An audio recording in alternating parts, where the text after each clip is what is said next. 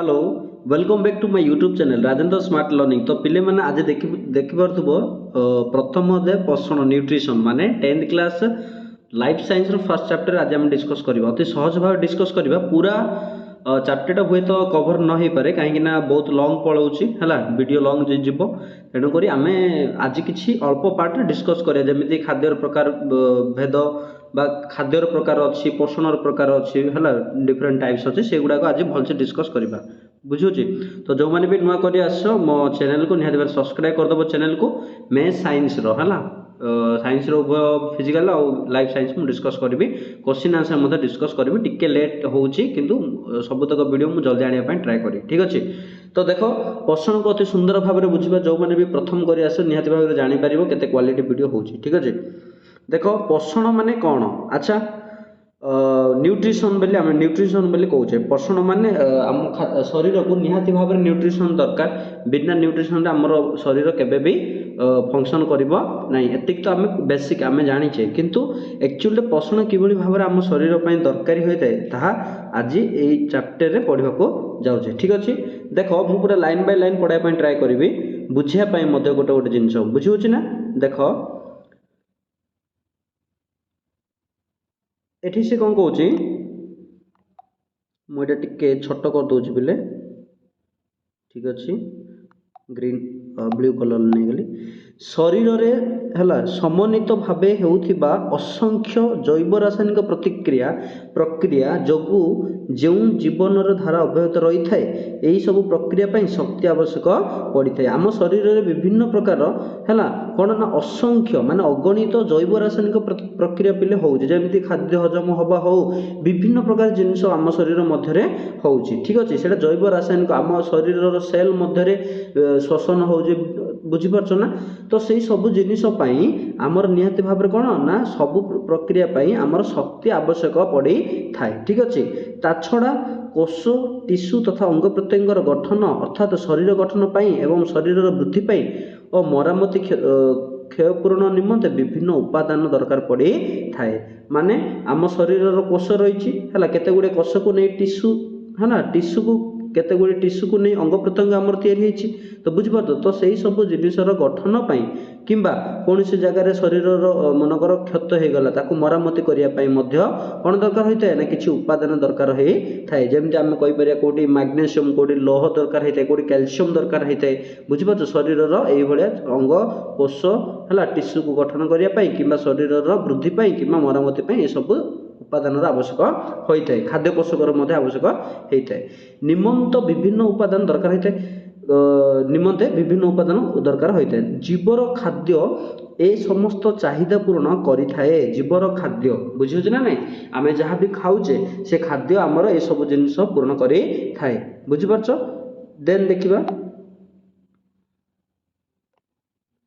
शक्ति आहरण और उपादान संग्रह पोषण जरिया होता है आमर शरीर में शक्ति आहरण आम जी शक्ति आहरण करुचे किंबा उपादान संग्रह करुचे शक्ति आहरण आम जेकोसी कार्य करने करुचे उपादान संग्रह उपादान आम नौचे संग्रह करुचे आम शरीर नौची है ए सब जिनिस केमिति होता है ना पोषण जरिया ही होता है न्यूट्रिशन माने आम जहाँ खाऊचे पोषण नौचे आम पोषक पदार्थ ही आमर कौन ना शक्ति आहरण से होता है एवं आम उपादान संग्रह कर शरीर जहाँ जहाँ आवश्यक रही है बुझीपार पे एटा क्या द्वारा ना पोषण सबुज उद्भिद आलोक श्लेषण प्रक्रिया रे निज खाद्य निजे प्रस्तुत करें बुझी सबुज उद्भिद माने जो उद्भिद गछ रहिले उद्भिद रहिले है से माने कौन करती आलोक श्लेषण माने फोटोसिंथेसिस प्रक्रिया रे निज खाद्य निजे प्रस्तुत करी थांती आलोक श्लेषण प्रक्रिया कौन आम यही अध्याय देखा ठीक अच्छे।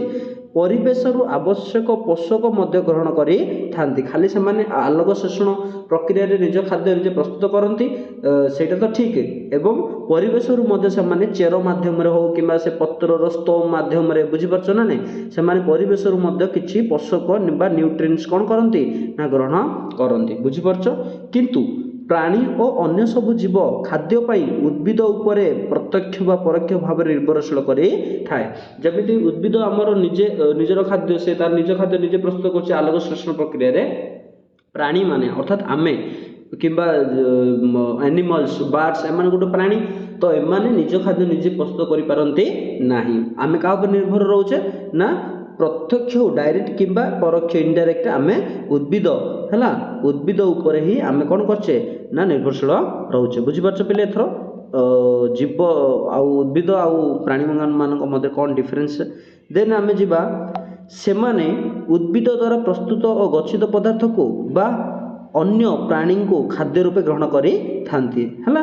आमे आमे अन्य प्राणी ऊपर मध्य खाद्य ग्रहण माने खाद्य रूपे ग्रहण कर अन्य प्राणी को मध्य। बुझी पारछ खाद्य साधारणतः जटिल अवस्था रे थाए। जनरली आमे खाद्य जदि कथा चिंता करबा से जटिल अवस्था रे पिले थाउ। जेमति मु कहबी पोटाटो आलू हला तो से पोटाटोटा से कोन ना कॉम्प्लेक्स फॉर्म रे थाउची। सेटा डायरेक्ट कोन आलू जाई कि हम शरीर रे कोन गोटे जगह जाई कि रहूची कि ना ए आलू रे अछि हमर श्वेतसार जातीय खाद्य हला तो से जटिल फॉर्म रे अछि। बुझियो ना तो सेही श्वेतसार जातीय खाद्य को सिंपल फॉर्म रे कन्वर्ट करिकी सरलतर करिकी आम शरीर ताकू उपयोग करे। बुझि पारछ तो जीव शरीर मध्य रे एहा सरल उपादान रे परिणत होई सब अंग प्रत्यंग रे उपलब्ध होई थाए। जीव शरीर माने आमे जते बेले गोटे जटिल खाद्य खाउछे फॉर एग्जांपल आमे डायरेक्ट भात खाइले भातटा होची जटिल से हमर जीव शरीर को जाई अर्थात हमर से जते बेले जाउची पाकस्थली को जाउची सी सेठी कोन होउची हजम तार प्रक्रिया स्टार्ट होउची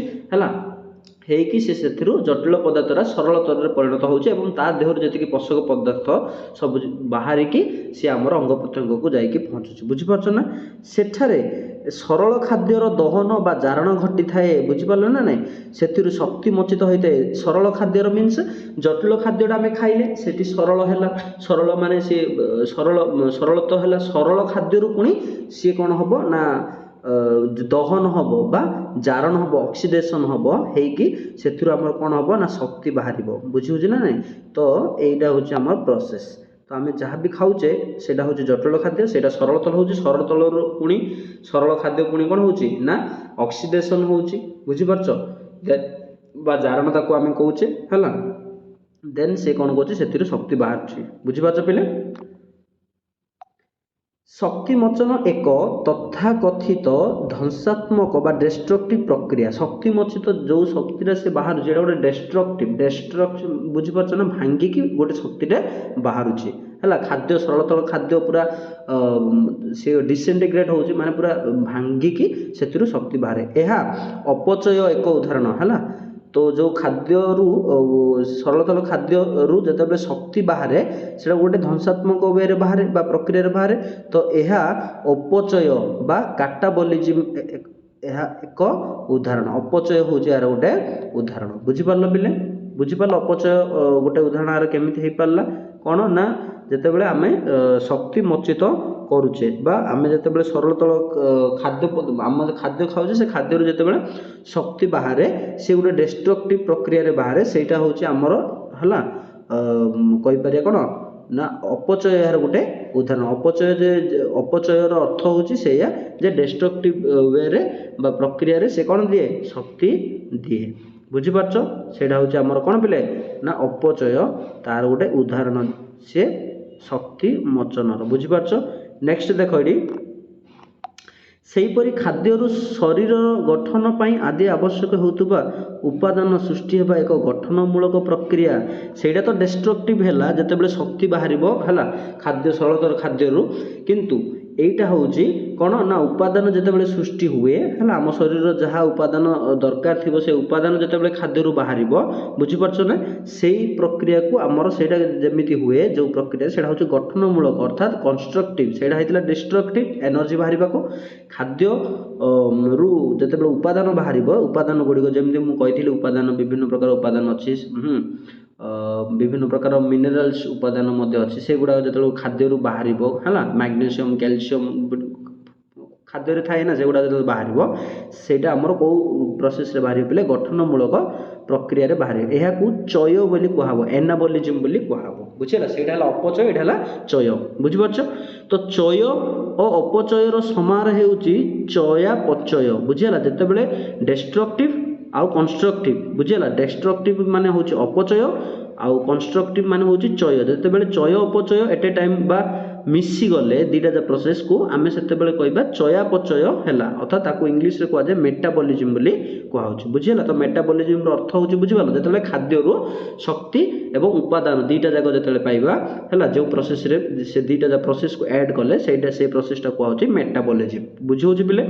यह जीव शरीर रो सबु बेले चली थाए ए मेटाबॉलिज्म प्रोसेस जीव शरीर रे अनवरत चली थाए ठीक अछि माने तमे सोइले मध्ये मेटाबॉलिज्म चालुथबो सुतरा जीव को सक्रिय और जीवंत रखिबारे एहार महत्वपूर्ण भूमिका रही। जदि मेटाबॉलिज्म प्रोसेस ही नथांता ताहले जीव शरीर बंची रही नथांता कहीं आम जीव शरीर पर निहाती भाव में एनर्जी दरकार शक्ति दरकार एवं उपादान मध्य दरकार शरीर गठन पाई तेणुक मेटाबॉलिज्म से प्रोसेस रे से दीटा जाक जिनस जगुଛି तेणुक मेटाबॉलिज्म प्रोसेस जदि नथांता ताहले जीव शरीर एतिकी सक्रिय बा जीवंत ही रही नथांता बुझिपारछ।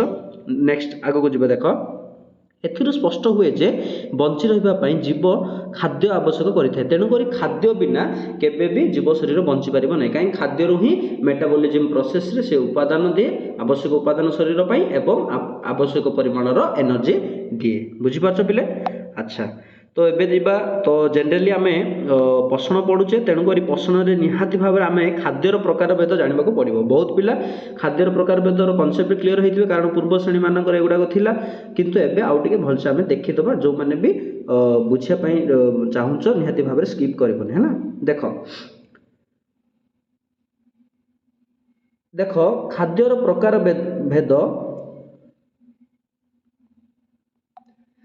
खाद्यर प्रकार भेद कौन बिले ना रासायनिक गठन कार्य और शक्ति प्रदानकारी क्षमता उपर निर्भर करी आमे खाउतबा खाद्य को मुख्यतः 6 प्रकार विभक्त कराई बुझिपारल से कौन कहला ना रासायनिक गठन माने गोटे खाद्यर गोटे रासायनिक गठन थाए ना जमती रुटी रो जो रासायनिक गठन अच्छी चीनी रो कौन रासायनिक गठन कौन सेम कि ना आमे कहि परिबा लंकार रासायनिक गठन सेम ना अलग तेणुक आमे बुझिबार अछि जे रासायनिक गठन अनुसार आमे खाद्य को प्रकार भेद करुचे एवं कार्य और शक्ति प्रदानकारी माने केउ खाद्य खाइले केउ कार्य कराए बा केउ शक्ति प्रदान करे बुझिपारल से दृष्टि मध्य खाद्य को आमे डिवाइड करिचे जेमिति श्वेतसार जातीय खाद्य खाइले हमको अधिक शक्ति दबो हला पुष्टिसार जातीय अधिक खाइले हमको अधिक से कौन कराए ना शरीर गठन रे से बेसी हेल्प करिवो तो सेही समस्तଙ୍କର कार्य अलग अलग बुझिपारल नै खाद्य मानक तेणुकर से अनुसार खाद्यर प्रकार भेद आमे करिचे तो मुख्यतः केते प्रकार रे पिले करिचे 6 प्रकार करिचे देखिबा गोटे गोटे प्रकार फास्ट आसला श्वेतसार ठीक अछि ताको इंग्लिश रे कहआ जे देखो कार्बोहाइड्रेट बेली इंग्लिश रे कहबो बुझि परछो देखो गोटे गोटे लाइन करबा श्वेतसार बा कार्बोहाइड्रेट फास्ट आसला शर्करा आमे जति की सुगर मीठा जति की खाउचे शर्करा मंडद स्टार्च हला आमे खाउतबा खाद्यर प्रधान होउची के ना श्वेतसार दुनिया रे जति की आमे सुगर शर्करा जातीय खाद्य खाउचे हला स्टार्च जातीय जति खाद्य खाउचे से गुडा कर सब हमर श्वेतसार अच्छी बुझी परछ ना जेमिति देखो आलू भात रुटी रे प्रचुर परिमाण मंडत थाए माने स्टार्च थाए हला आलू भी देखो स्लाइटली श्वेतसार जातीय खाद्य पिले साधारणतः मीठा बुझी परछ तो सेतिरे को माने जानती कार्बोहाइड्रेट रे ना सुगर आउ स्टार्च हला सुगर आउ स्टार्च मध्ये किछि बेसी फरक नै सुगरटा बेसी मीठा लागियो मंडत मीठाटा मीठा ही लागिबो किंतु एते मीठा न बुझी परलो देखो जेमिति आलू भात रुटी एगुडा को हमको बेसी मीठा लागेनी तेणुक एगुडा स्टार्च से बेसी परिमाण रे थाए सेटा भी वन टाइप ऑफ कौन कह पारे श्वेत सार देन चीनी गुड़ आदि रे सुक्रोज रही थाए और फल रस हैला पनीपरिबा रे ग्लूकोज हैला जतिक सुक्रोज ग्लूकोज एगुडा सब प्रायतः कौन मीठा लगे जातीय हैला फल जातीय ग्लूकोज हैला जातीय श्वेतसार अधिक परिमाण रे थाए ए सब गुडा करे आम श्वेतसार अधिक परिमाण रे थिबो बुझि परछ पिले एथिर। अच्छा नेक्स्ट जिबा देखो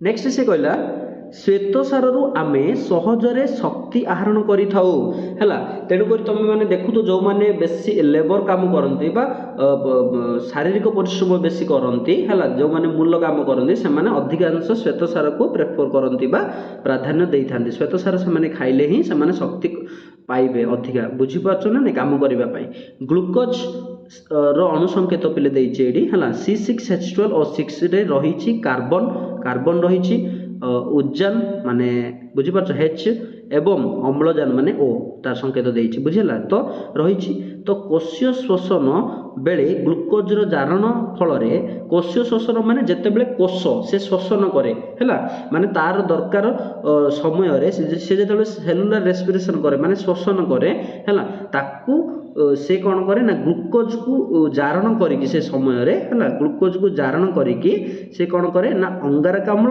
ଓ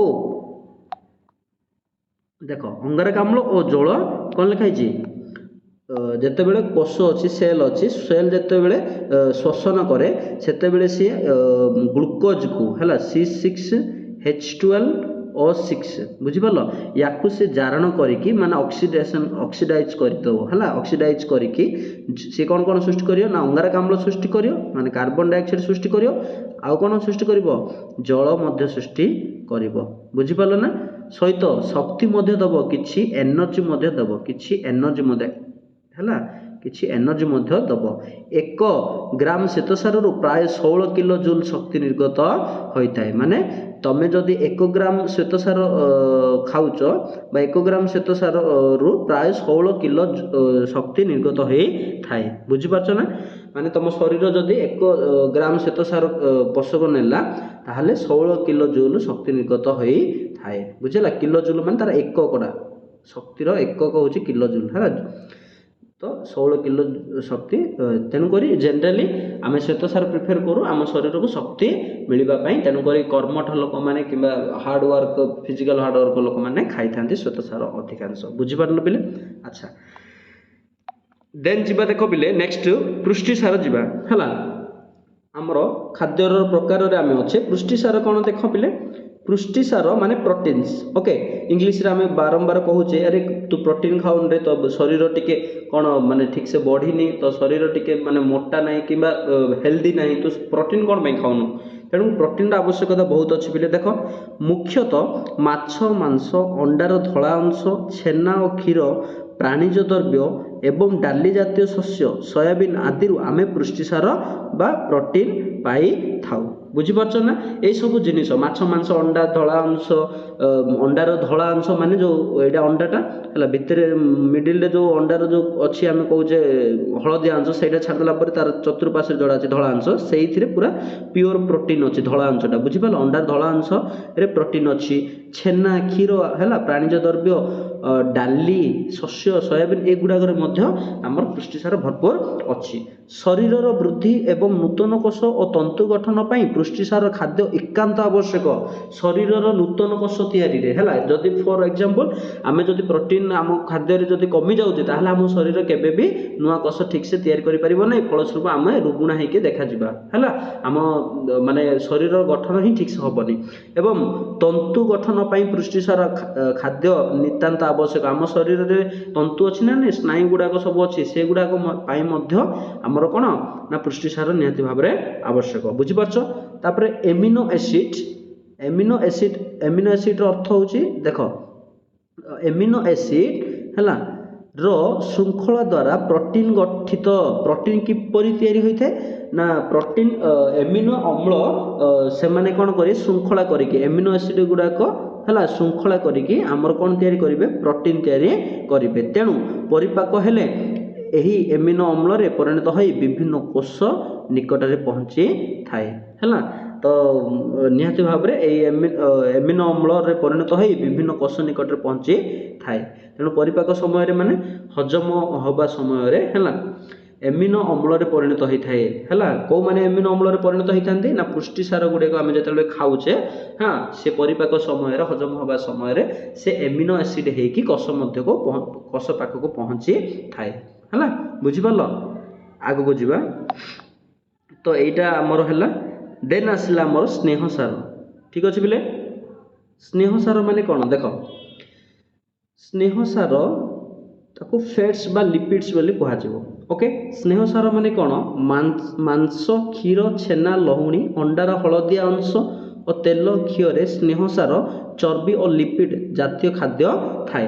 ଆମେ ଯେତେ ମାଛ ମାଂସ ଛେନା ଲହୁଣୀ ହେଲା ଅଏଲ୍ ଫୁଡ୍ ଯେତେ ଆମେ ଖାଉଛେ ପିଲେ ହେଲା, ଅଏଲ୍ ଫୁଡ୍ ମାନେ ଯେଉଁ ଜିନିଷରୁ ଆମର ଅଏଲ୍ ବାହାରିବ ହେଲା, ନା କି ତମେ ତେଲ ଡାଇରେକ୍ଟ କହିବ ପୋଡ଼ା ତେଲ ମୁଁ ଖାଇଦେବି କାହିଁ ମୋତେ ସ୍ନେହସାର ମିଳିବ, ହଁ ମିଳିବ, କିନ୍ତୁ ଆମେ ହେଲ୍ଦି ଯଦି କହିବା ମାଛ କ୍ଷୀର ଛେନା ଲହୁଣୀ ଏଗୁଡ଼ାକ ଯେତେ ଖାଇବା ଆମକୁ ସ୍ନେହସାର ମିଳିବ ଅଂଶ ହେଲା।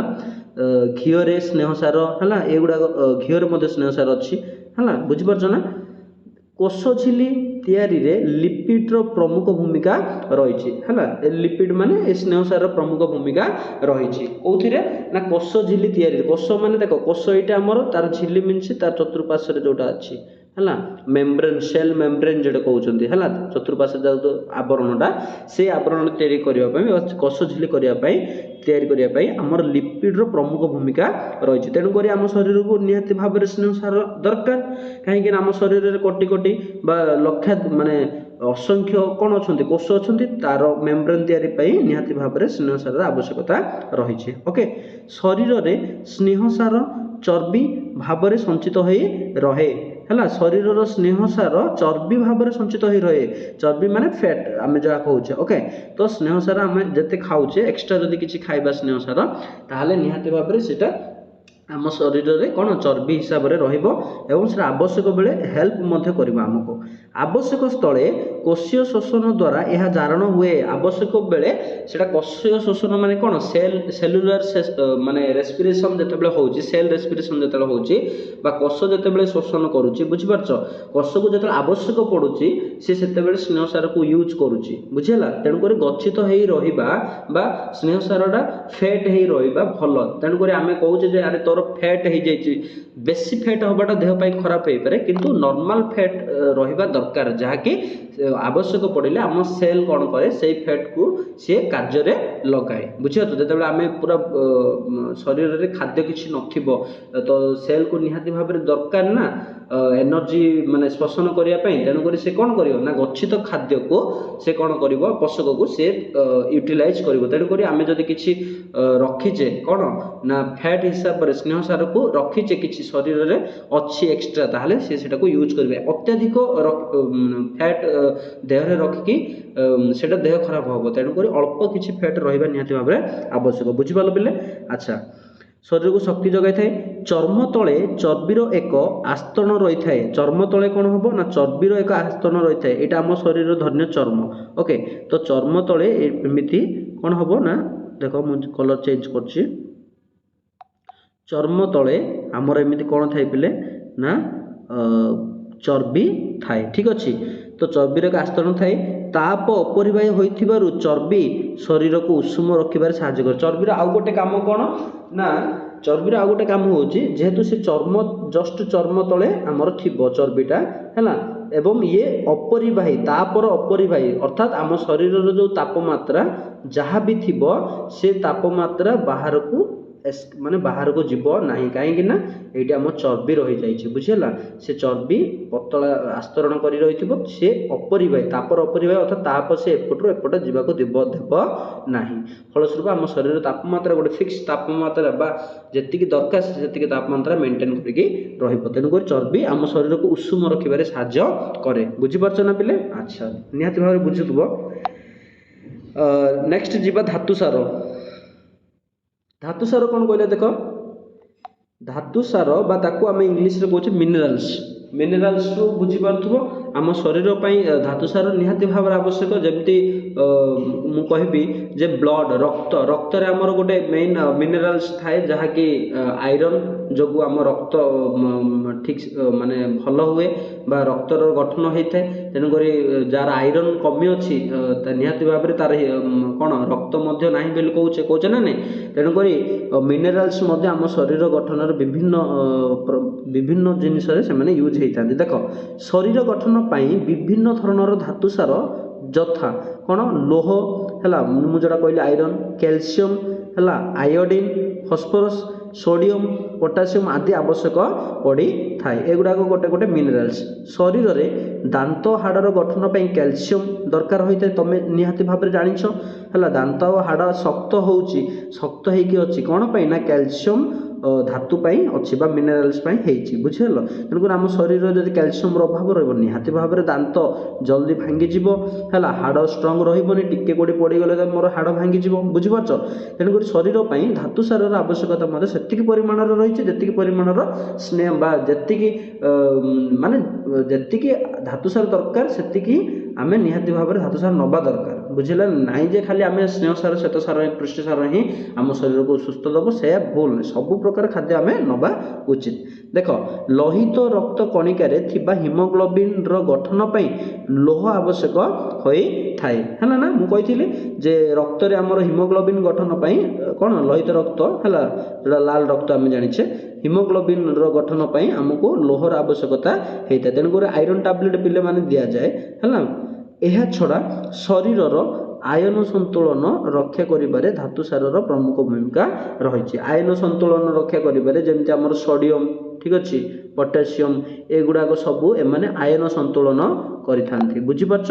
ଆୟନ ସନ୍ତୁଳନ କରିବାରେ ଏମାନଙ୍କର ଭୂମିକା ରହିଛି। ଆୟନ ସନ୍ତୁଳନ ଯଦି ଠିକ୍ସେ ନ ହେବ ତାହେଲେ ଆମର ନର୍ଭ ସିଷ୍ଟମ୍ ଠିକ୍ସେ କାମ କରିବନି, ଆମର ମସ୍ତିଷ୍କକୁ ଠିକ୍ରେ ସମ୍ବାଦ ପହଞ୍ଚିବନି। ଯଦି ଆମକୁ କିଏ ମାନେ ଜଙ୍ଘରେ କିମ୍ବା ଗୋଡ଼ରେ କି ମଶାଟେ ବସିଲେ ତ ଆମେ କେମିତି ଆମର ବ୍ରେନ୍କୁ ସଙ୍ଗେ ସଙ୍ଗେ ଯାଉଛି, ତ ସେଇଟା ହେଉଛି ଆମର ନର୍ଭ ସିଷ୍ଟମ୍ ବା ଆମର ଆୟନ ସନ୍ତୁଳନ ଠିକ୍ ଥିବା ଯୋଗୁଁ। ଆୟନ ସନ୍ତୁଳନ ଠିକ୍ ଥିଲେ ଆମର ମସ୍ତିଷ୍କକୁ ଆମର ବାର୍ତ୍ତା ଠିକ୍ସେ ପହଞ୍ଚିବ। ତେଣୁକରି ଏ ସବୁ ପ୍ରକାର ଦେଖିଲେ ଶରୀରର ଭଲ ପାଇଁ ଧାତୁ ସାର ମଧ୍ୟ ନିହାତି ଭାବରେ ମାନେ କ'ଣ ତାର ଆବଶ୍ୟକତା ରହିଛି, ଠିକ୍ ଅଛି।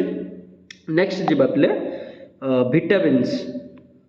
ଭିଟାମିନ୍ ଆମର କ'ଣ ଶରୀରକୁ ଦରକାର, ଦେଖ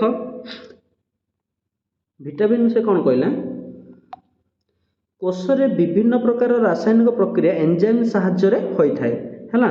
ସତ କଥା, ଏନଜାଇମ୍ ସାହାଯ୍ୟରେ ହେଇଥାଏ। ଯେମିତି ଆମର ଖାଦ୍ୟ ପ୍ରସ୍ତୁତି ଆମର ଶରୀରରେ ଯେକୌଣସି ଗୋଟେ ପ୍ରକ୍ରିୟା ହେଉଛି, ସେ ପ୍ରକ୍ରିୟାଟା ଠିକ୍ସେ ହେବା ପାଇଁ ଆମର ଏନଜାଇମ୍ ନିହାତି ଭାବରେ ଦରକାର ହେଇଥାଏ। ଯେମିତି ଖାଦ୍ୟ ହଜମ ହେବା ପାଇଁ ମଧ୍ୟ କିଛି ଏନଜାଇମ୍ ଆସି ସେଥିରେ ହେଲ୍ପ କରନ୍ତି, ସୋ ଦ୍ୟାଟ୍ ସେ ଖାଦ୍ୟ ହଜମଟା କ'ଣ ହେବ ଠିକ୍ସେ ହେଇପାରିବ ବା ଜଲ୍ଦି ହେଇପାରିବ। ତ କୋଷର ବିଭିନ୍ନ ପ୍ରକ୍ରିୟାରେ ରାସାୟନିକ ପ୍ରକ୍ରିୟାରେ ଏନଜାଇମ୍ର ସାହାଯ୍ୟ ହୋଇଥାଏ। ସରି ମୁଁ ଭୁଲ କହିଲି, ସେ କ'ଣ କହିଲା ନା ଶରୀରର କୋଷରେ ବିଭିନ୍ନ ପ୍ରକାର ରାସାୟନିକ ପ୍ରତିକ୍ରିୟା ହେଇଥାଉଛି, ତ ସେଥିରେ ଆମର କ'ଣ ହୁଏ ନା ଏନଜାଇମ୍ର ସାହାଯ୍ୟ ହେଇଥାଏ। ଏନଜାଇମ୍ ଗୁଡ଼ାକ କ'ଣ କରିବେ ନା ସେଇ ପ୍ରକ୍ରିୟାକୁ ଫାଷ୍ଟ କରିବା ପାଇଁ ସାହାଯ୍ୟ କରିବେ ବା ଠିକ୍ସେ କରିବା ପାଇଁ, ବୁଝିପାରିଲ।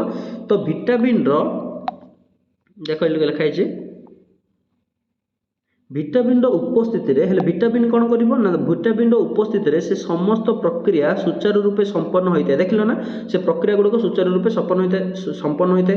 ଭିଟାମିନ୍ ଅଭାବରୁ ଶରୀରରେ ବିଭିନ୍ନ ପ୍ରକାରର ରୋଗ ହୋଇଥାଏ। ଜଳରେ ଦ୍ରବଣୀୟ ଭିଟାମିନ୍ ଶାଗ ହେଲା, ପନିପରିବା ଓ ଫଳ ଆଦିରୁ ମିଳିଥାଏ। ଆମେ ଭିଟାମିନ୍ କେଉଁଠୁ ପାଇବା ନା ଭିଟାମିନ୍ ଶାଗରୁ ପାଇବା, ପନିପରିବାରୁ ପାଇବା। ବିଭିନ୍ନ ପ୍ରକାର ପନିପରିବା ଖାଇଲେ ଭିଟାମିନ୍ସ ମିଳିବ। ଆମେ ଯେମିତି ଜାଣିଛେ vitamin A, B, C, D, E ହେଲା, କେ, B1, B2, B12 ସବୁ ଶୁଣିଛ ନା ନାହିଁ, ସେ ସବୁ ଭିଟାମିନ୍ସ ତାର ଡିଫରେଣ୍ଟ ଟାଇପ୍ସ ଅଛି, ସେଇଟା ଅଲଗା। ତ ସେଇଟା ତୁମେ ମାନେ ଅଲଗା ତୁମେ ସର୍ଚ୍ଚ କରି ମଧ୍ୟ ଜାଣିପାରିବ, ନହେଲେ ପ୍ରିଭିୟସ୍ କ୍ଲାସ୍ ବହି ମଧ୍ୟ ନେଇକି ଜାଣିପାରିବ ଭିଟାମିନ୍ସର ଟାଇପ୍ସ, ବୁଝିହେଲା। ତ ସେ ଭିଟାମିନ୍ସ ଆମ ଶରୀରରେ ନିହାତି ଭାବରେ ମାନେ କ'ଣ ସେଲ୍ର ଯେଉଁ ପ୍ରକ୍ରିୟା ଗୁଡ଼ାକ ହେଉଛି ତାକୁ ସେ ସୁଚାରୁ ରୂପେ ଚଲାଇବା ପାଇଁ ଆବଶ୍ୟକ ପଡ଼ିଥାଏ, ବୁଝିପାରିଲ। ଚର୍ବି ଓ ତେଲରେ ଦ୍ରବଣୀୟ ଭିଟାମିନ୍ ପ୍ରାଣୀଜ ଚର୍ବି ବା ଉଦ୍ଭିଦ ଜାତ ତେଲରୁ ମିଳିଥାଏ। ତେଲରେ ଦ୍ରବଣୀୟ ଭିଟାମିନ୍ ପ୍ରାଣୀଜ ଚର୍ବି ବା ଉଦ୍ଭିଦ ଜାତ ତେଲରୁ ମିଳିଥାଏ। ତେଲରେ ଦ୍ରବଣୀୟ ମଧ୍ୟ କ'ଣ ଅଛି ନା ଭିଟାମିନ୍ସ ଅଛି, ବୁଝିପାରୁଛ ନା। ଚର୍ବି ବା ତେଲରେ ଦ୍ରବଣୀୟ ଭିଟାମିନ୍ ମଧ୍ୟ ମିଳେ, ବୁଝିପାରିଲ ନା ପିଲେ। ସେଇ ଭିଟାମିନ୍ ମଧ୍ୟ ଆମେ ପ୍ରାଣୀଜ ଚର୍ବି ବା ଉଦ୍ଭିଦ ଜାତ ତେଲରୁ ମଧ୍ୟ ମାନେ ପାଇଥାଉ। ଆଗକୁ ଯିବା, ଦେଖ ପିଲେ ଜଳ।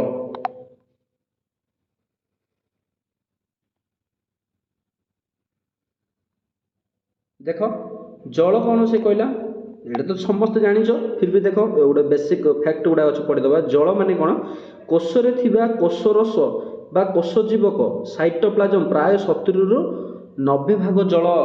ମାନେ ଆମର ଶରୀରରେ ଅସଂଖ୍ୟ କୋଷ ଅଛି। ଦେଖ ଏଇଟା କୋଷଟା, ଏଇଟା ହେଉଛି ଆମର କ'ଣ ନ୍ୟୁକ୍ଲିୟସ୍ ହେଲା ବା ନ୍ୟଷ୍ଟି ବୋଲି କହୁଛେ। ନ୍ୟଷ୍ଟି ଦେଖ ନ୍ୟଷ୍ଟି ଏବଂ ନ୍ୟଷ୍ଟିର ଏଇଠି ଗୋଟେ ଝିଲି ଅଛି, ଏଇଟା ହେଉଛି କୋଷ ଝିଲି ହେଲା। ଏହା ଭିତରେ एगुड़ा जो रहा यहाँ हूँ आम लिक्विड माने जलीय द्रवण टाइप लिक्विड यहाँ अर्थ तरल अवस्था है लिक्विड यहाँ one type of liquid A तो यही जो जगटा को कहुच्छे पिले साइटोप्लाज्म बा कोष रस बा कोष जीवक बुझीपार है कौन कहली बुझीगला ना कोष जीवक कौन ना यहाँ हूँ न्यूक्लियस एटा हूँ सेल मेम्ब्रेन एटा हूँ न्यूक्लियस मेम्ब्रेन तार चारिपटे थी है सेल मेम्ब्रेन आउ न्यूक्लियस मेम्ब्रेन बा न्यूक्लियर मेम्ब्रेन भितर जो जगटा अच्छी से जगटा हूँ आमर कौन पिले ना सेटा हूँ पानी पानी थी बा वाटर भर्ती है आउ अन्य जिनस थी किंतु से ओवरऑल जगटा को कहुच्छे कोष रस बुझीपार सेटा 70 to 90% जल है आउ 10% अलग जिनस सब थी बुझेगा भाषमान अवस्था बुझीपार तो कोषर स्थिति और एथिरे हेउथिबा विभिन्न प्रक्रिया पई जल अत्यंत आवश्यक तेणुक सेल विभिन्न सेल स्थिति है तार से बचाई निहाती भाव में जलर आवश्यक एवं से विभिन्न प्रकार जो रिएक्शन गुड़ाक हो प्रक्रिया गुड़ाक हो कौन दरकार जलर आवश्यकता होता है झाल परिस्रा और निश्वास शरीर जल क्षय थाए तार भरणा प्रतिदिन 3 ରୁ 4 लिटर पानी पीवा उचित है आमर झाल मध्यम आमर वाटर जाऊँगी है लॉस हो बॉडी परिस्रा वाटर जाऊँगी निश्वास वाटर जाऊँगी है तुम कह निश्वास केमती जाऊँगी आम छिंक हेले जाऊँगी किंबा आमर जलीय बाष्प हिसाब से आमर है जल जाऊँगी हेस्टुओ पूरा गरम होगी से निश्वास आमर बाहर बुझीपार ना नहीं जलीय बाष्प होगी तो जल आमर लॉस हो तेणुक आम दिन को एटलिस्ट 3 ରୁ 4 लिटर पानी पीवा उचित शरीर में यहाँ नॉर्मल एवरेज कहुई है जदि किए फिजिकल वर्क करूनी नॉर्मल सी अच्छी ताकू एते पानी पीवा दरकार नहीं जदि जड़े फिजिकल वर्क करुच्ची तार बेसी झाल बाहर बुझीपार ना नहीं तो सी अधिका पानी पीवा दरकार किंबा ताकू डिसेंट्री हो जाइए झाड़ा हो जाइए सी दिन को 3-4 थर झाड़ा करची किंबा लूज मोशन हो जाइए ताहले ताकू निहाती भाव में तार झाड़ा माने आमे कहि परिया कोन परिश्रम माध्यम तार कौन जाइए वाटर लॉस होती तेणुक से अधिका से पानी पीवा दरकार ओके शरीर में जलीय अंश कमिगले शरीर अवश हो जाए विभिन्न असुस्थता प्रकाश पाए ठीक अच्छे तो तेणुक जलर इम्पोर्टान्स रही आम कहे मनीष शरीर में जदि सब टोटाल आम सब देखा ताहले सब जगह जल अच्छी प्रत्येक सेल 70 to 90% जदि जल अच्छी माने कोष जीवक अच्छी तुम जापर एंटायर बॉडीटा आमर सेल तेणुक जल चारिआडे अच्छी तेणुक आम बॉडीटा हूँ पे 70% वाटर या ठीक अच्छे तेणुक जल निहाती भाव में आम पीवा आवश्यक एटा सरला पिले देन आमे जीवा पोषणर प्रकार भेद है मुझे पानी पी दूसरी देन ये आम पोषणर प्रकार भेद आज यही वीडियोटे खत्म करवा ठीक अच्छे चलो पोषणर प्रकार भेद पिले पढ़ा देख पोषणर प्रकार भेद फास्ट जहाँ रही देख आम पढ़ा प्रथम स्वभोजी पोषण माने कौन पोषणर प्रकार भेद डिफरेंट समस्त पोषण सामान नुह है तो स्वभोजी पोषण को माने कौन से को माने जीवे देखा देख स्वभोजी पोषण को आम इंग्लीश रे कहचे ऑटोट्रॉफिक न्यूट्रिशन ठीक अच्छे है स्वभोजी ही पहले तुम जापर जी निजर खाद्य निजे माने कौन तैयारी करूँ ताको आम स्वभोजी पोषण कहवा निहाती भाव में देख कौ मैंने जी जो जीव मैंने निज खाद्य निजे प्रस्तुत करें से स्वभोजी बा ऑटोट्रॉफ बोली कह ठीक अच्छे पत्र हरित है ऑटोट्रॉफ क्या कहब निहाती भाव में सबुज उद्भिद को कहब तो देख पत्र हरित बा क्लोरोफिल इंग्लीश रे है पत्र हरित थिबा समस्त उद्भिद जो उद्भिदर पत्र हरित अच्छी है तो सेमानंक ठारे है सेमाने कौन करें एवं नीलहरित शैवाल रही है हेउचंती सेमाने होउचंती स्वभोजी है जो मान पत्र हरित बा क्लोरोफिल अच्छी आउ नीलहरित मध्य अच्छी है ताहले सेमाने होउचंती कौन स्वभोजी मान नीलहरित शैवाल है ना तो एमाने होउचंती स्वभोजी मान निज खाद्य निजे प्रस्तुत करि पारंती केमिति प्रस्तुत करंती देख एटा निहाती भाव तुम जानिछ तथापि एटी देइछि आम देखिदबा देख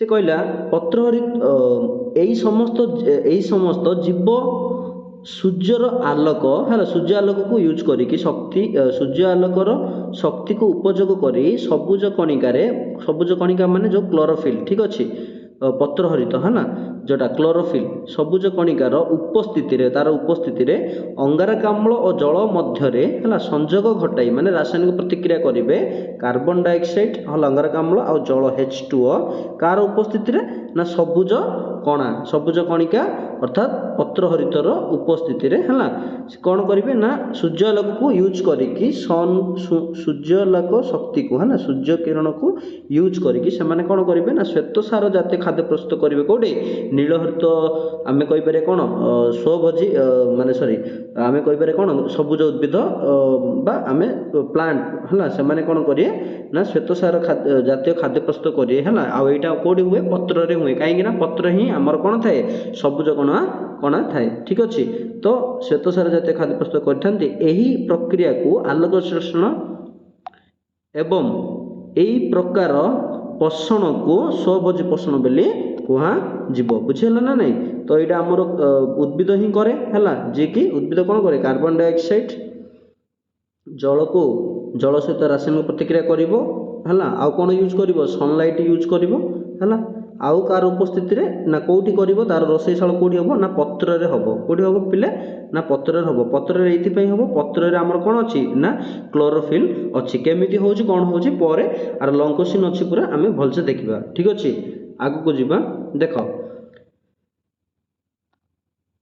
ତ ଏଇଠି ଆମର କ'ଣ ହେଲା ନା ପ୍ରକ୍ରିୟାକୁ ଆଲୋକ ସଂଶ୍ଳେଷଣ ଏବଂ ଏହି ପ୍ରକାର ପୋଷଣକୁ ସ୍ୱଭୋଜୀ ପୋଷଣ କୁହାଯାଏ ଠିକ୍ ଅଛି ସ୍ୱଭୋଜୀ ପୋଷଣ କୁହାଯିବ ନାଇଟ୍ରେଟ୍ ପ୍ରସ୍ତୁତକାରୀ ଏଇଟା ତ ସ୍ୱଭୋଜୀ ପୋଷଣ ହେଲା ଠିକ୍ ଅଛି ଏମାନେ ନିଜ ଖାଦ୍ୟ ନିଜେ ପ୍ରସ୍ତୁତ କରନ୍ତି ସବୁ ତେଣୁକରି ସେମାନଙ୍କୁ ସ୍ୱଭୋଜୀ ପୋଷଣ ସେମାନଙ୍କର ଠିକ୍ ଅଛି ଆଉ କ'ଣ ଦେଇଛି ଦେଖ ନାଇଟ୍ରେଟ୍ ପ୍ରସ୍ତୁତକାରୀ ବ୍ୟାକ୍ଟେରିଆ ନାଇଟ୍ରିଫାଇଂ ବ୍ୟାକ୍ଟେରିଆ କୁହାହେଉଛି ଠିକ୍ ଅଛି ହେଲା ଯେଉଁମାନେ ନାଇଟ୍ରେଟ୍ ପ୍ରସ୍ତୁତ କରନ୍ତି ଓକେ ଦେନ୍ ନାଇଟ୍ରେଟ୍ HNO2 ହେଲା ନାଇଟ୍ରେଟ୍ ପ୍ରସ୍ତୁତ କରନ୍ତି ଯେଉଁ ବ୍ୟାକ୍ଟେରିଆ ଏବଂ ଗନ୍ଧକ ବ୍ୟାକ୍ଟେରିଆ ମାନେ ସଲଫର ଯେଉଁମାନେ ତିଆରି କରନ୍ତି ଠିକ୍ ଅଛି ହେଲା ସଲଫର ବ୍ୟାକ୍ଟେରିଆ କୁହାଯିବ ସେମାନେ ମଧ୍ୟ କ'ଣ ନା ଗୋଟେ ସ୍ୱଭୋଜୀ କେମିତି ନା ଦେଖ ନାଇଟ୍ରେଟ୍ ପ୍ରସ୍ତୁତକାରୀ ବ୍ୟାକ୍ଟେରିଆ ହେଲା ନାଇଟ୍ରେଟ୍ ପ୍ରସ୍ତୁତକାରୀ ବ୍ୟାକ୍ଟେରିଆ ଗନ୍ଧକ ବ୍ୟାକ୍ଟେରିଆ ପରି କେତେକ ରସାୟନ ଶ୍ଳେଷଣ ବ୍ୟାକ୍ଟେରିଆ ଠିକ୍ ଅଛି ଅଛନ୍ତି ସେମାନେ କ'ଣ କରିବେ ପିଲେ ଦେଖ ଏକ ବିଶେଷ ଅଜୈବ ରାସାୟନିକ ପ୍ରକ୍ରିୟା କରନ୍ତି ହେଲା ସେଇ ବ୍ୟାକ୍ଟେରିଆ ଗୁଡ଼ାକ ମୁଁ ଯେମିତି କହିଲି ନାଇଟ୍ରିକ୍ ବ୍ୟାକ୍ଟେରିଆ ଆଉ ସଲଫର ବ୍ୟାକ୍ଟେରିଆ ସେମାନେ ଗୋଟେ ରାସାୟନିକ ମାନେ ପ୍ରତିକ୍ରିୟାରେ ସେମାନେ ହେଲ୍ପ କରନ୍ତି ସୃଷ୍ଟି କରିବା ପାଇଁ ହେଲା ତ ସେଇଥିରୁ ମିଳେ କ'ଣ ରାସାୟନିକ ଶକ୍ତି ସେଥିରୁ ମିଳେ ସେଇ ଇକ୍ୱେସନ୍ ଗୁଡ଼ା ବା ସେଇ ପ୍ରକ୍ରିୟା ଗୁଡ଼ାକରେ ହେଲା ନା ସେଇ ରାସାୟନିକ ଶକ୍ତିକୁ ସେମାନେ ନିଜର ଖାଦ୍ୟ ରୂପେ ବା ନିଜର କହିପାରିବା ନିଜର ଖାଦ୍ୟ ରୂପେ ଗ୍ରହଣ କରନ୍ତି ବା ନିଜର ଶକ୍ତି ସେଠୁ ପାଆନ୍ତି ସେଇ ଶକ୍ତିକୁ ୟୁଜ୍ କରନ୍ତି ତ ନିଜେ ସ୍ୱଭୋଜୀ ହେଲେ ନା ନାହିଁ ତ ସେଇ ଏଇଠି ଦେଖ ଏଇ ଇକ୍ୱେସନ୍ ଦୁଇଟା ଦେଖିଲେ ଜାଣିପାରିବ ଏହାକୁ ରସାୟନ ଶ୍ଳେଷଣ ବୋଲି କୁହାଯିବ ସେ ପ୍ରୋସେସଟାକୁ ହେଲା ସେଇଟା ଯେମିତି ଆଲୋକ ଶ୍ଳେଷଣ କହୁଥିଲେ ହେଲା ଆଲୋକକୁ ୟୁଜ୍ କରିକି ସେମିତି ଏଇଟା ହେଉଛି ରସାୟନ ଶ୍ଳେଷଣ ହେଲା ମାନେ ଗୋଟେ କେମିକାଲ ରିଏକ୍ସନ୍ ହେବ ସେଥିରେ କିଛି ଏନର୍ଜି ବାହାରିବ ସେଇ ଏନର୍ଜିକୁ ସେମାନେ କ'ଣ କରିବେ ନିଜର ଖାଦ୍ୟ ରୂପେ ଗ୍ରହଣ କରିବେ ଠିକ୍ ଅଛି ଦେଖ ଏଇଠି ନାଇଟ୍ରିଫାଇଂ ବ୍ୟାକ୍ଟେରିଆ ସିଏ କ'ଣ କରୁଛି ନା ଗୋଟେ କେମିକାଲ ଇକ୍ୱେସନ୍ କରାଉଛି ମାନେ ଏମୋନିଆ ଅକ୍ସିଡାଇଜ୍ ହେଉଛି ମାନେ ଅକ୍ସିଜେନ୍ ସହିତ ରାସାୟନିକ ପ୍ରତିକ୍ରିୟା କରିକି ଦେଖ ଏଇଠି କ'ଣ ନାଇଟ୍ରାଇଟ୍ ତିଆରି ହେଉଛି ଏବଂ ଜଳ ତିଆରି ହେଲା ଏବଂ କିଛି ଏନର୍ଜି ବାହାରିଲା ସେ ଏନର୍ଜିକୁ ପୁଣି ସେ କ'ଣ କରିବ ସେଇ ନାଇଟ୍ରିଫାଇଂ ବ୍ୟାକ୍ଟେରିଆ ସେ କ'ଣ କରିବ ନିଜ ଖାଦ୍ୟ ରୂପେ ବ୍ୟବହୃତ କରିବ ଅର୍ଥାତ୍ ନିଜେ କାମ କରିବା ପାଇଁ ବା ବଞ୍ଚିବା ପାଇଁ ଯାହା ଏନର୍ଜି ଦରକାର ସେ ସେଇଥିରୁ ହିଁ ନେବ ତେଣୁକରି ସେ ନିଜେ ହିଁ ଏଇ ଇକ୍ୱେସନ୍ ଏଇ କେମିକାଲ ରିଏକ୍ସନ୍ ପାଇଁ ଦାୟୀ ଠିକ୍ ଅଛି ତ ନିଜେ ହିଁ ଦାୟୀ ତେଣୁକରି ସେ ନିଜେ ପ୍ରସ୍ତୁତ କରିଛି ତ ନିଜେ ଖାଉଛି ତେଣୁ ସ୍ୱଭୋଜୀ ହେଲା ଠିକ୍ ସେହିପରି ଏଇଟା ମଧ୍ୟ ସଲଫର ବ୍ୟାକ୍ଟେରିଆ ମଧ୍ୟ ସେଇଭଳିଆ ବୁଝିପାରୁଛ ନା ଦେଖ ହାଇଡ୍ରୋଜେନ୍ ସଲଫାଇଡ୍ ଏଇଠି ଆମର ଅକ୍ସିଡାଇଜ୍ ହେଲା ଅକ୍ସିଜେନ୍ ସହିତ ରାସାୟନିକ ପ୍ରତିକ୍ରିୟା କରିକି ଜଳ ଦେଲା ଏବଂ ଦୁଇଟା ସଲଫର ଦେଲା ବୁଝିହେଉଛି ତ ସଲଫର ଏଇଠି ପରମାଣୁ ଦୁଇଟା ଦେଇଛି ଏବଂ ଏଇଠି ସେ ଏନର୍ଜି ମଧ୍ୟ ଦେଲା ସେଇ ଯେଉଁ ଏନର୍ଜି ତିଆରି ହେଇଛି ହେଲା ତା ପାଇଁ ହିଁ ତିଆରି ହେଇଛି ସେଇ ସଲଫର ବ୍ୟାକ୍ଟେରିଆ ନଥିଲେ ଇକ୍ୱେସନ୍ ବା ଏଇ ପ୍ରକ୍ରିୟା ହେଇନଥାନ୍ତା ରାସାୟନିକ ପ୍ରକ୍ରିୟା ତେଣୁକରି ସେଇ ଏନର୍ଜି ଯେଉଁ ବାହାରିଲା ସେଇ ରାସାୟନିକ ପ୍ରତିକ୍ରିୟାରୁ ସିଏ ତାର ନିଜର ୟୁଜ୍ କଲା ତେଣୁକରି ଏଇଟା ହେଉଛି ସ୍ୱଭୋଜୀ ତେଣୁକରି କିଛି ବ୍ୟାକ୍ଟେରିଆ ମଧ୍ୟ ଅଛନ୍ତି ଯାହାକି ରସାୟନ ଶ୍ଳେଷଣ ପ୍ରକ୍ରିୟାରେ ନିଜ ଖାଦ୍ୟ ନିଜେ ପ୍ରସ୍ତୁତ କରନ୍ତି ବୁଝିପାରିଲ ଆଲୋକ ଶ୍ଳେଷଣ ପ୍ରକ୍ରିୟା ଗୋଟେ ଆମେ ବୁଝିଲେ ସବୁଜ ଉଦ୍ଭିଦ କରୁଛି ଆଉ କିଛି ବ୍ୟାକ୍ଟେରିଆ ମଧ୍ୟ ଅଛନ୍ତି ସେମାନେ ନିଜର ଖାଦ୍ୟ ନିଜେ ପ୍ରସ୍ତୁତ କରନ୍ତି ବା ନିଜ ପାଇଁ ଶକ୍ତି ନିଜେ ସେମାନେ ତିଆରି କରନ୍ତି ବୁଝିପାରିଲ ଆଚ୍ଛା निज रासायनिक शक्ति आहरण करते बोली ये लिखाई बुझिपार पे। अच्छा तो टिके मु पे डाटाटा ये ऑफ करदेवी जीवा नेक्स्ट देख पे नेक्स्ट आम जा परभोजी पोषण क्या कहब है स्वभोजी पोषण गला परभोजी पोषण क्या कहब परभोजी पोषण माने हेटेरोट्रॉफिक न्यूट्रिशन बोली कहुच्छे जो जीव मैंने निज खाद्य निजे प्रस्तुत कर न पारि पोषण पाई अन्य प्राणी बा उद्भिद उपर निर्भर करती से परभोजी पोषण बोली कहुच्छे। तो जो मैंने निज खाद्य निजे पोषण माने तैयारी करि पारंतेनी अन्य उपर निर्भर करती सी है सी जीव हो ना कहीं से प्राणी हो कि उद्भिद हो जेकोसी जिन हो जो जो एवं आम कहले जो उद्भिदर सबुज कणा रही से ही करें पत्र हरित रही निज खाद्य निज प्रस्तुत जार ना से कर ना। तो जो मैंने ना है तो से कौन करती अन्य उपरे निर्भर करते निज खाद्य से परभोजी पोषण बोली कह बहुत प्राणी अच्छा ठीक अच्छे देख समस्त प्राणी माने आमे जा मल्लांग है निर्मूली राफ्लेसिया आदि परजीवी उद्भिद अच्छा मल्लांग निर्मूली राफ्लेसिया तुम देखि एटा उद्भिद ना उद्भिदर गंडी ना ये गंडी से कौन करते एमती माली माली जाइए माने गुड़े गुड़े गुड़े गई ता देहरे माली जाइए है देहरे पड़ जाइए एवं से कौन करेंगे तुम जदि जदि मल्लांग निर्मूली है जो तुम जदि लता को आम जदि काढ़ीदे बाहर करदे ताले गच्छरे से कौन करेंगे ना एमती खाई देते से गछ को से कौन कर खाईदेवे अर्थात से गछ खाल हो है खाल सृष्टि हो जाइए कहीं से गछ को से खाई देते ठीक अच्छे ये खाई देते ओके खाल सृष्टि हो जाइए आम बाहर कर देखिपर तुम जब ये प्राक्टिकाल देखा चाहो यूट्यूब सर्च करदेकि से आसो भल वीडियो आसो देखिपर ठीक अच्छे।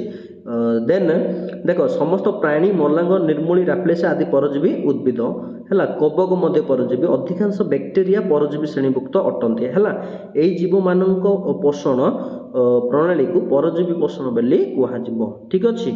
अच्छा देख तापर कौन देती परजीवी पोषण मुख्यतः 4 प्रकार एवं आम जानिले परजीवी पोषण ठीक अच्छे है आम जानीदे जो मैंने अन्य उपर निर्भर करते निज खाद्यपाई है से परजीवी पोषण कह तो परजीवी पोषण पुणी पिले केते प्रकार 4 प्रकार ताकू अति सहज बुझा। फास्ट आसला देख पिले प्राणी सम पोषण है ताकू इंग्लीश रे कहुच्छी होलोजोइक न्यूट्रिशन कहुच्छी या माने कौन देख परजीवी प्राणी को छाड़ी अन्य समस्त प्राणी परजीवी प्राणी को छाड़देला अन्य समस्त प्राणी अच्छा परजीवी प्राणी माने परे पड़िबा मु कहबी है तो एति खाली मन रख आर परे ही अच्छे मुझे कहीदेवी परजीवी प्राणी को छाड़देला अन्य समस्त प्राणी है यही प्रणाली रे यही प्रणाली रे अन्य उद्भिद किंबा प्राणी को संपूर्ण बा आंशिक भाव में खाद्य रूपे ग्रहण करती यह होची प्राणी बा प्राणी सम पोषण ठीक अच्छे। तो यहाँ को कहब प्राणी सम पोषण। अच्छा प्राणी सम पोषण रे आमे माने जाऊे मनीष जाऊे प्राणी सम पोषण रे कहीं आमे कौन करुचे ना उद्भिद किंबा प्राणी को आमे संपूर्ण किंबा आंशिक भाव में खाद्य रूपे ग्रहण करुचे ना नहीं तेणुक मनीष ए जाऊे विभिन्न प्रकार बैक्टेरिया भी जाऊँच कि बुझीगला ना बैक्टेरिया जाऊना ए एमिबा एमाने जी प्राणी सम पोषण ठीक अच्छे। तापर देख परिपाक पर सरलीकृत खाद्यर आत्मीकरण हुए आम शरीर होची ना नहीं आम जहाँ भी परिपाक खाद्य खाऊे सरलीकृत होची से खाद्य है हजम पर सरलीकृत होची से सरलीकृत खाद्य है से कौन हुए ना आत्मीकरण हुए आत्मीकरण माने एसिमिलेशन हुए अर्थात से जाइकी सेल रे जहाँ दरकार से सेल रे यूटिलाइजेशन रे यूज हुए सेल प्रक्रिया रे यूज हुए से सब सरलीकृत खाद्य जाइए ठीक अच्छे। तो सेटा आत्मीकरण हुए बोली कहुई ठीक अच्छे बा शरीर से एनर्जी बाहर तो सेटा हूँ एसिमिलेशन है बुझी ना नहीं। तो सरलीकृत खाद्यर उपयोग होची सेल गुड़ाक सेटा हूँ आम एसिमिलेशन है तो ये जिनस गुड़ाक आम शरीर में हुए तेणुक प्राणी सम पोषण रे ये सब जिनस हुए है खाद्यर हजम हुए है एसिमिलेशन हुए ये सब जिनस हुए यह शरीर गठन रे ओ शरीर को कार्यक्षम रखिबारे सहायक हो थाए तेणुक प्राणी सम पोषणटा आमर बेसिकाली आमे फील करुचे आम शरीर में प्राणी सम पोषण होउची बुझेला परजीवी को छाड़ी बाकी जिते रहिले से गुड़ा हूँ प्राणी सम पोषण ठीक अच्छे पिले। अच्छा देन नेक्स्ट जीवा प्राणी सम पोषण आउ टे कहीदे प्राणी सम पोषण में आम कठिन हो कि तरल हो है आम आम शरीर को ग्रहण कर सरलीकृत करवा सरलीकृत करके आम सेल को पठेबा है बुझीपार ना। अच्छा नेक्स्ट जी देख प्राणी सम पोषण पर मूर्तोपजीव्य पोषण देख पिले मूर्तोपजीव्य पोषण माने कौन ना जो परजीवी है यहाँ भी गोटे परजीवी आज्ञा है तो जो परजीवी मूर्त है गलित पचासड़ा उद्भिद और प्राणी खाद्य संग्रह कर निज पुष्टि साधन करि मूर्तोपजीवी कहुब अर्थात ताकू सैप्रोफाइट्स बोली कहुचे माने जड़े मरीगला पर ही ता शरीर से कौन कर निज खाद्य माने संग्रह करिवो से देहरु माने मल्ला 50टा देहरु हला सेमानंकु कुहाउचे मूर्तोपजीव्य पोषण बोली कुहाउचे ठीक अछि सेमाने सेही भली करिवे तापर एही जीव माने कठिन पदार्थ को खाद्य रूपे ग्रहण करि पारंतेनी हला आमे किंतु आमे कोन करथिले आमे करि दउथिले बुझिउछ ना नै तो किंतु मूर्तोपजीव्य माने डायरेक्ट कठिन को निजर खाद्य रूपे ग्रहण करि पारेनी तेणु करि सेमाने कोन करे साधारणतः खाद्य ग्रहण बेले एमाने कोन करे निज देख पिले निज शरीर पाचक रस बाहर करेंगे है निज शरीर में पाचक रस जमी आम शरीर में पाचक रस अच्छी खाद्य हजम होची तो सेमाने शरीर पाचक रस बाहर करेंगे है बाहर ही खाद्यटा थी मरिकी थी गोटे धरनीय गोटे पशुटे मरिकी अच्छी है से पशुटा को पूरा से कौन कठिन हिसाब से अच्छी तो से माने कौन करेंगे जी भी से जिनस को खाइब माने मूर्तोपजीवी खाइबे डायरेक्ट कठिन को खाई पारे तो शरीर से माने कौन करेंगे ना पाचक रस बाहर कर कठिन जिनस पकेबे से मूर्त शरीर उपर पकेबे ठीक अच्छे पकईकि क्षरण करेंगे है देख निज शरीर पाचक रस क्षरण कर शरीर बाहर ही जटिल खाद्य को से कौन करेंगे सरल खाद्य परिणत करेंगे माने याको नष्ट करेंगे गुंड करेंगे है करिकी परिणत करनी पर सरलीकृत खाद्य को शरीर मध्य को शोषण कर शरीर गठन में विनियोग करती पर कौन करेंगे ना से जो कठिन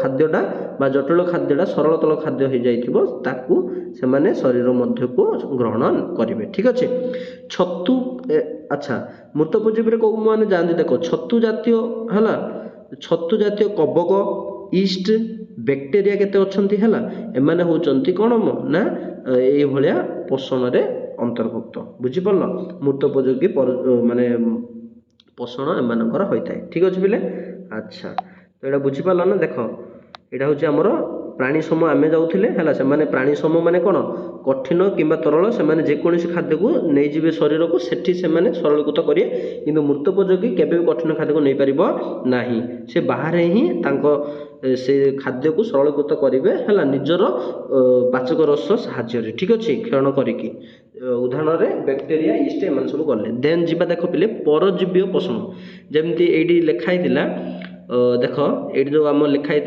कौन जे प्राणी सम पोषण रे परजीवी पानी को छाड़िकी सब गुड़ाक कौन थे ना प्राणी सम पोषण जाऊे तो ये आसला आमर देख परजीवी पोषण माने कौन ए भलसे बुझा है परजीवी पोषण माने कौन प्राणी सम पोषण नुहति ना तेणुक परजीवी पोषण माने कौन बुझा प्रथम ठीक अच्छे परजीवी तो अलग जानिबा कौ जीव मैंने जानते कि परजीवी पोषण माने कौन देख जो जीव मैंने अन्य जीवंत उद्भिद बा प्राणी शरीर भितरे बा बाहर रही सेमानंकठारु खाद्य संग्रह कर निजर पुष्टि साधन करती सेमानंकु परजीवी बा पारासाइट्स बोली कहुब बुझीला पारासाइट्स बा परजीवी क्या कहब अच्छा तो जो जीव माने एमाने भी जीव ठीक अच्छे एमाने भी जीव माने एमान जीवन अच्छी है यही जीव माने कौन करें ना उद्भिदर हो कि प्राणीकर हो शरीर भितर हो कि शरीर बाहर हो रहीकि से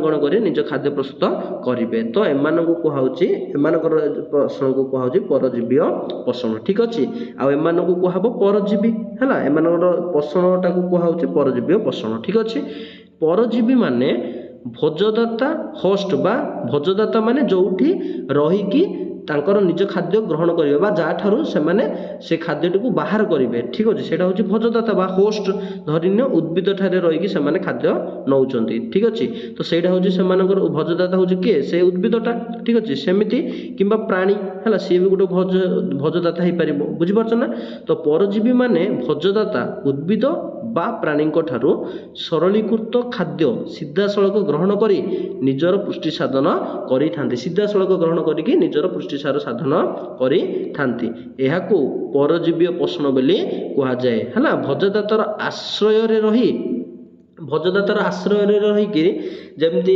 ଉକୁଣି ଗୋଟେ ପିଲେ ହେଉଛି ପରଜୀବୀ ପୋଷଣ ହେଲା ନା।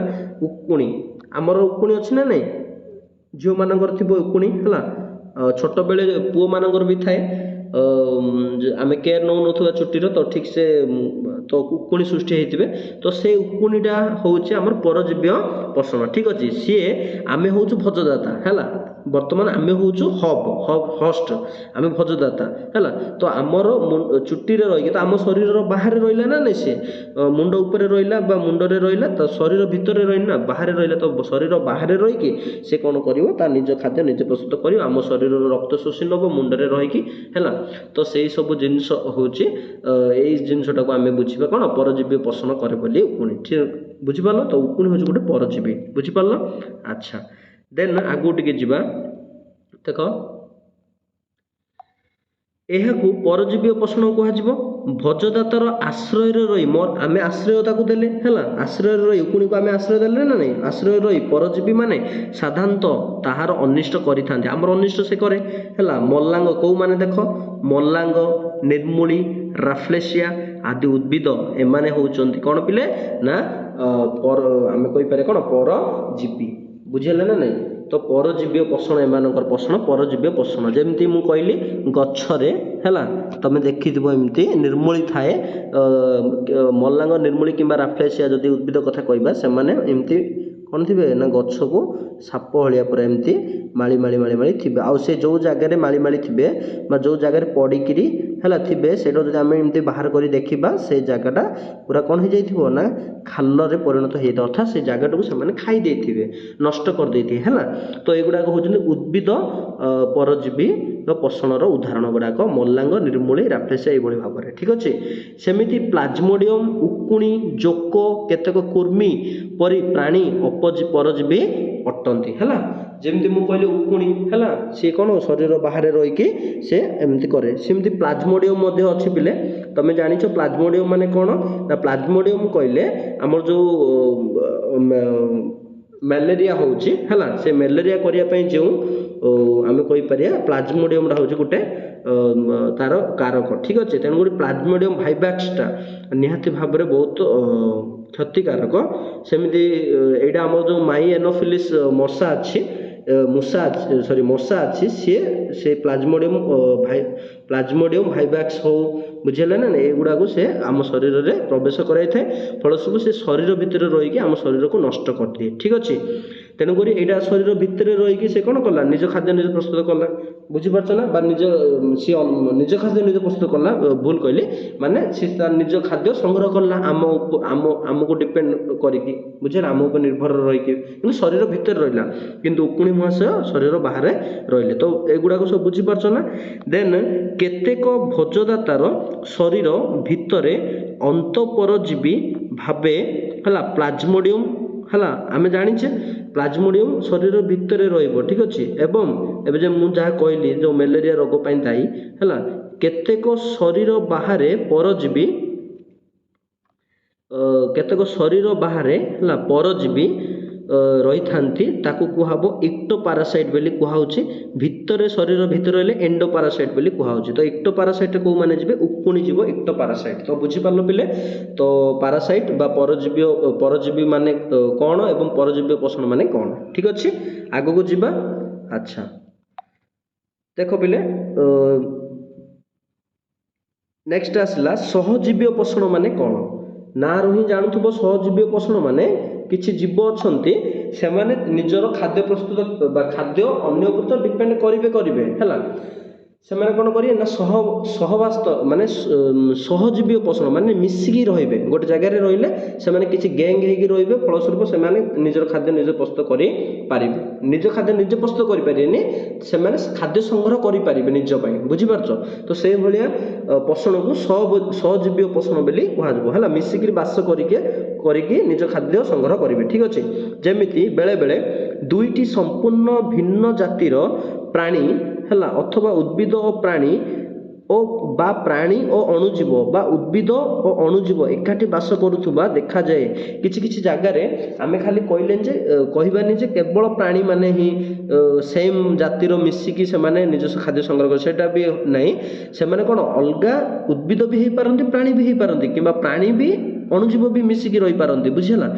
ତ ଉଦ୍ଭିଦ ଅଣୁଜୀବ ମଧ୍ୟ ଏମିତି ମିଶିକି ରହିପାରନ୍ତି। ତ ଏମିତି ଏକାଠି ବାସ କରିକି ସେମାନେ କିଭଳି ଭାବରେ କ'ଣ ଖାଦ୍ୟ ସଂଗ୍ରହ କରନ୍ତି, ଇଏ ତାକୁ ଦେଉଥିବ ମାନେ ପରସ୍ପର ମ୍ୟୁଚୁଆଲ ହେଲା, ମାନେ ଉଦ୍ଭିଦ ଅଣୁଜୀବକୁ ଦେଉଥିବ, ଅଣୁଜୀବ ମଧ୍ୟ ଉଦ୍ଭିଦକୁ ସାହାଯ୍ୟ କରୁଥିବ, ଏମିତି ଗୋଟେ ଏଇଭଳି ଭାବରେ ସେମାନେ ଖାଦ୍ୟକୁ ସଂଗ୍ରହ କରୁଥିବେ। ତ ସେଇଟା ସହଜୀବୀ ପୋଷଣରେ ଯିବ ହେଲା। ଆଗକୁ ଯିବା, ଦେଖ ଏହାକୁ ସହଜୀବିତା କୁହାଯାଏ।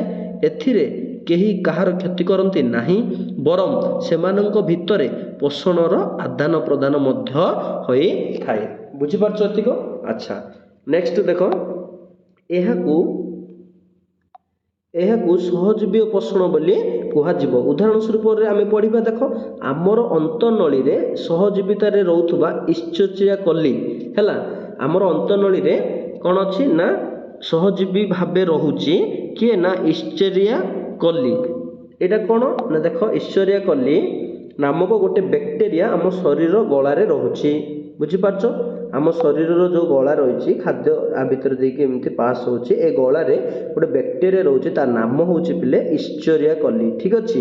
ଗୋଟେ ବ୍ୟାକ୍ଟେରିଆ ନିଜ ଶରୀରରେ ହେଲା, ନିଜ ଶରୀରରେ ଭିଟାମିନ୍ B12 ହେଲା ପ୍ରସ୍ତୁତ କରି ଆମକୁ ଯୋଗାଏ। ମାନେ ସିଏ ଭିଟାମିନ୍ B12 ପ୍ରସ୍ତୁତ କରେ ଇଶ୍ଚେରିଆ କଲି ହେଲା। ଆମ ଶରୀରକୁ ଭିଟାମିନ୍ B12 ଦରକାର, ତ ଆମ ଶରୀରକୁ ଭିଟାମିନ୍ B12 ଦେଲା ହେଲା।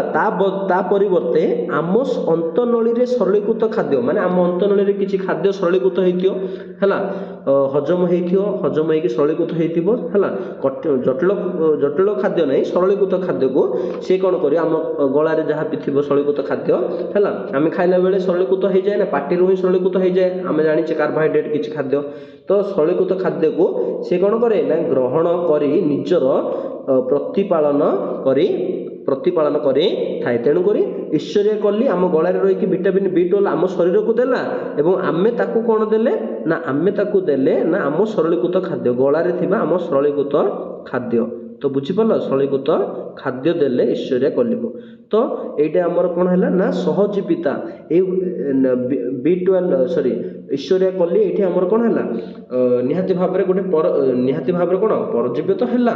ତ ସେ କୋଉଭଳି ଭାବରେ ଏଇଠି ହେଲା, ଆମେ କହିପାରିବା ଏମାନେ ଅନ୍ୟ ଉପରେ ଡିପେଣ୍ଡ କଲେ ଖାଦ୍ୟ ପାଇଁ ନା, ଏଇଟା ଗୋଟେ ସହଜୀବିତା କରିକି ଏମାନେ କ'ଣ କଲେ ନା ଖାଦ୍ୟ ପାଇଁ ଅନ୍ୟ ଉପରେ ନିର୍ଭର କଲେ। କାହାର କିଛି ଏଠି ଲସ୍ ହେଲା ନାହିଁ, ତାକୁ ଦରକାର ଥିଲା ଖାଦ୍ୟ, ସରଳୀକୃତ ଖାଦ୍ୟ ସେ ନେଲା ଇଶ୍ଚେରିଆ କଲି, ଏବଂ ଆମ ଶରୀରକୁ ମଧ୍ୟ ଭିଟାମିନ୍ B12 ନିହାତି ଭାବରେ ଆବଶ୍ୟକ ହେଉଛି, ତ ସିଏ ଆମକୁ ଭିଟାମିନ୍ B12 ଦେଲା। ତ ଏଇଠି କାହାର କିଛି କ୍ଷତି ହେଲା ନାହିଁ। ତ ବୁଝିପାରିଲ? ସେମିତି ଯବକ୍ଷାରଜାନ ବିବନ୍ଧନରେ ସହଜୀବୀ ବ୍ୟାକ୍ଟେରିଆର ଅବଦାନ ସହଜୀବିତାର ଅନ୍ୟ ଏକ ଉଦାହରଣ। ବୁଝିପାରୁଛ? ଆଚ୍ଛା, ଆଉ ଗୋଟେ ଉଦାହରଣ, ଯବକ୍ଷାରଜାନ ବିବନ୍ଧନ ଯେଉଁ ହେଉଛି ହେଲା, ଡାଲି ଜାତୀୟ ଉଦ୍ଭିଦରେ ଏମିତି ଥାଉଛି। ଡାଲି ଜାତୀୟ ଉଦ୍ଭିଦ ଆମେ ଦେଖିଛେ ନା ନାହିଁ, ଡାଲି ଜାତୀୟ ଉଦ୍ଭିଦର ମୂଳରେ ଯେଉଁ ଗଣ୍ଠି ହେଇଥିବ, ସେଇଠି କ'ଣ ହୁଏ ନା ଯବକ୍ଷାରଜାନ ବିବନ୍ଧନ ହୁଏ ହେଲା। ସେଇଠି ସହଜୀବୀ ବ୍ୟାକ୍ଟେରିଆର ଅବଦାନ ସହଜୀବିତାର ଅନ୍ୟ ଏକ ଉଦାହରଣ ହେଲା। ସେଇଠି ସହଜୀବୀ ବ୍ୟାକ୍ଟେରିଆ ସେଠି ରହନ୍ତି। ଆମେ ଜାଣିଛେ ରାଇଜୋବିୟମ୍ ବୋଲି ଗୋଟେ ବ୍ୟାକ୍ଟେରିଆ ରହୁଛି, ସିଏ ସେଠି ମଧ୍ୟ କ'ଣ ନା ସହଜୀବୀ ବ୍ୟାକ୍ଟେରିଆ ସେଇଠି ମଧ୍ୟ କ'ଣ ହୁଏ ନା ଖାଦ୍ୟ ଅନ୍ୟ ଉପରେ ନିର୍ଭର କରନ୍ତି। ବୁଝିହେଲା ନା? ମାନେ ସହଜୀବିତାର ଏକ ଉଦାହରଣ ସେଇଟା ମଧ୍ୟ ଆମେ ନେଇପାରିବା। ଯେମିତି ଆମେ କହିପାରିବା ଯେ ଯେଉଁ ଯବକ୍ଷାରଜାନ ବିବନ୍ଧନରେ ଆମର ଯେଉଁ ସହଜୀବୀ ବ୍ୟାକ୍ଟେରିଆ ଅବଦାନ ରହିଛି କୁହାହେଇଛି ଏଠି, ଯେଉଁ ଡାଲି ଜାତୀୟ ଉଦ୍ଭିଦ ରହିଛି ତାର ଗନ୍ଥିରେ ଆମର ରାଇବୋଜୋମ ବ୍ୟାକ୍ଟେରିଆ ରହିଛି। ସେ ରାଇବୋଜୋମ ବ୍ୟାକ୍ଟେରିଆ ନାଇଟ୍ରୋଜେନ ଆମକୁ ଦରକାର ନା ନାହିଁ, ମୂର୍ତ୍ତିକାକୁ ହେଲା ନାଇଟ୍ରୋଜେନ ଦରକାର, ବା ସେ ଉଦ୍ଭିଦକୁ ନାଇଟ୍ରୋଜେନ ଦରକାର ହେଲା। ସେ ନାଇଟ୍ରୋଜେନ ସେ ଫିକ୍ସେସନ ବିବନ୍ଧନ କରି ଆଣୁଛି କିଏ ନା ସେ ବ୍ୟାକ୍ଟେରିଆ ଆଣୁଛି। ଠିକ୍ ଅଛି? ଆଣିକି ସିଏ ନିଜେ ସେ ବ୍ୟାକ୍ଟେରିଆ ନାଇଟ୍ରୋଜେନକୁ ରଖୁଛି। ସେ ନାଇଟ୍ରୋଜେନ ୟୁଜ୍ କରୁଛି କିଏ ନା ଉଦ୍ଭିଦ ୟୁଜ୍ କଲା, ଏବଂ ସେ ଉଦ୍ଭିଦର ଖାଦ୍ୟ ଖାଇକି ଯାହା ବି ସରଳୀକୃତ ଖାଦ୍ୟ, ମାନେ ଉଦ୍ଭିଦର ରୁ ଥିବା ଖାଦ୍ୟ ସେ ଖାଇକି କିଏ ବଞ୍ଚୁଛି, आम कहीपर ना सहजीवी बैक्टेरिया बा से बैक्टेरिया बंचुची तो यहाँ गोटे सहजीवी बैक्टेरिया अवदान कहीपर बुझीपार ना अच्छा तो यहाँ आमर सरला पिले ओभराली तो देख ये टिके देछि मु खाली कहि दउछि खाद्याभ्यास को आधार करिक मध्य तीन जातिर प्राणी अछंती शाकाहारी प्राणी उद्भिद बा उद्भिदजात पदार्थ भक्षण करथवा प्राणी को कहबो शाकाहारी हला जेमि हरिण माने हला हाथी मांसाहारी माने कोन अन्य प्राणी बा प्राणीज पदार्थ को भक्षण करथवा प्राणी मांसाहारी जेमति कहि परिया आमे बाघ ठीक अछि सर्वहारी माने आमे माने जीवा हला काउ भी जीव खाद्य रे बाछ विचार न करी से सबू को खाउथबो माने उद्भिदजात पदार्थ खाउथबो प्लस प्राणीजात हला बा प्राणी को मध्य खाउथबो तो सेटा होछि हमर सर्वहारी तो बुझि पारलो बेले एटा हमर सरिला देन नेक्स्ट आमे आलोकसंश्लेषण परिबा हैला नेक्स्ट पार्ट 2 रे नै आसीबा तो आजिरो खाद्यर प्रकार पोषणर प्रकार सरला तो जो माने भी डाउट्स रखिलो निहाती भार कमेंट बॉक्स में जणाइबो मु निहाती भार नेक्स्ट वीडियो रे भलो करबी ठीक अछि जहाँ भी डाउट्स रहिला कहिबो नेक्स्ट वीडियो रे आमे आलोक संश्लेषणर जो आलोक प्रक्रिया अंधकार प्रक्रिया अति सहज भाव रे बुझिया पे ट्राई करिबा तो मिस करिवोनी चैनल को जो माने भी नुआ करि आसो सब्सक्राइब कर दबो मे साइंस निहाती भाव रे 10th और 9th क्लास रो मु पोस्ट करिबी क्वेश्चन आंसर मध्ये डिस्कस करिबी ठीक अछि धन्यवाद।